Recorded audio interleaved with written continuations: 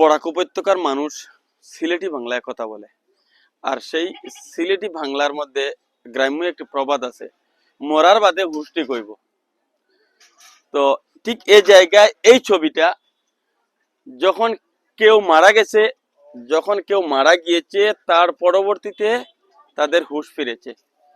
বর্তমান সময়ে আমরা এই যে ব্যারিকেডটা দেখছি, আর এখানে পিডব্লিউডি বিভাগ থেকে government of Assam no entry, no person is allowed inside যে একটা বোর্ড আমরা দেখছি, এই বোর্ডটা কিন্তু একজন মারা যাওয়ার পর সেই 13 সেপ্টেম্বর থেকে সেদিন যখনও পর্যন্ত একজন কারোর প্রাণ যায়নি, সেদিন পর্যন্ত এটা উন্মুক্ত ছিল।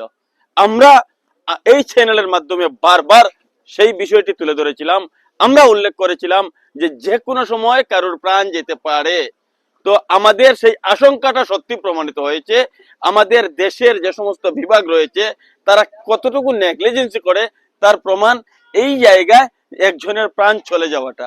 তো তার পরবর্তী সময়ে আমরা এখন দেখছি উভয় দিকে, একদিকে তো জলভর্তি ড্রাম এবং নো এন্ট্রি বোর্ড লাগিয়ে দেওয়া হয়েছে, অপোজিট সাইডে বাঁশ দিয়ে ব্যারিকেড বেঁধে দিয়ে তার পরবর্তীতে নো এন্ট্রি বোর্ড লাগানো হয়েছে।